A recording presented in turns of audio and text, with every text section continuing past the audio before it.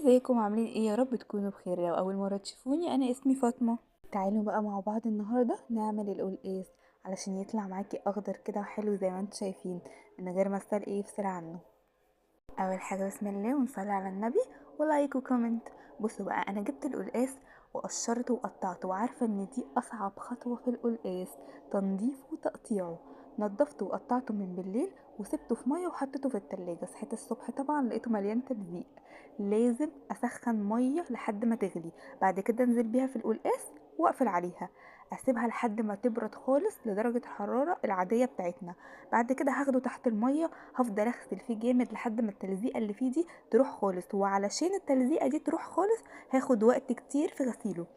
انا كل شويه اغسله تحت الميه لحد ما الميه كلها تنزل. قسمته اتنين علشان اعرف اتمكن من غسيله، وفضلت برضو اغسله تاني لحد ما خلاص هيبقى بيزيق معايا من كتر النظافه، وان هو ما فيهوش اي حاجه من التلزيق اللي احنا شايفينه. الخطوه دي مهمه جدا، ما تستهونوش بيها، ان احنا نحطه في ميه مغليه علشان كل اللي فيه ده ينزل. وهنا بقى كان معايا خلاص اتظبط خالص وبقى تمام قوي. جبت بقى السلق بتاعي، السلق غسلته برضو غسله محترمه في الميه كده. لازم يتغسل، انتوا عارفين جميع الخضروات لازم تتغسل كويس كمان وتتساب في ميه وخل فتره.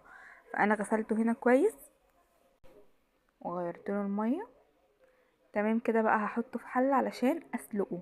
ودي برضو خطوه مهمه، السلق هاخده هسلقه يتحط على النار. اول ما يبتدي ان هو يغلي وامسك الورقه بتاعته كده الاقيها خلاص استوت، يبقى هو كده تمام. وهنا بقى معايا الكزبره برضو غسلتها غسله حلوه كده. انا بقى هنا كنت عايزه اشوي الفراخ مع الاكله دي، انا كنت عايزه اشوي الفراخ، بس انتوا عارفين ان القلقاس لازم يحتاج شوربه. فخدت كده منها ورك وقلت اسلقه علشان استخدم الشوربه بتاعته في القلقاس، وبقيه الفرخه شويتها. هنا تمام بقى كده، انا عندي الشوربه جاهزه. هنزل عليها بالقلقاس بعد ما بقى فل شمعه منوره. بعد كده هديه تقليبه كده واسيبه لحد ما يستوي. ما سيبهوش لحد ما يعجن، لا، يا دوب امسكه كده الاقيه خلاص استوى معايا على وشك ان هو هيستوى، اروح قافله عليه. خدت بقى السلق بتاعي بعد ما بارد تماما، ضربته في الخلاط وهنزل على القلقاس بالشوربه فيها تقلبتين على نار هاديه. بعد كده اقفل عليه. كده عندي القلقاس جاهز. هنزل بقى بعديها اعمل الطشه بتاعه القلقاس بقى. شايفين اللون؟ شايفين الجمال؟ ولا اروع من كده. ما تنسيش مكعب المرقه، بيفرق جامد قوي في طعم القلقاس. هنا بقى حطيت معلقتين سمنه محترمين كده ونزلت بالكزبره والثوم. انا بحب الكزبره تبقى كتير جدا جدا، يعني لدرجه الاوفر، والثوم كمان يبقى كتير قوي. الموضوع ده الحاجات دي بتفرق جدا في الطعم.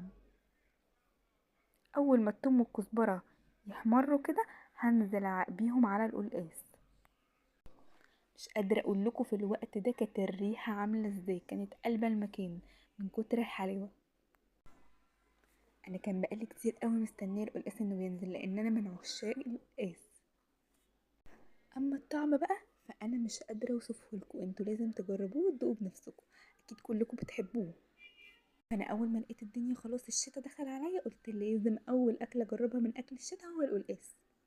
وبس كده، وياريت تقولوا لي رايكم في الكومنتات. باي.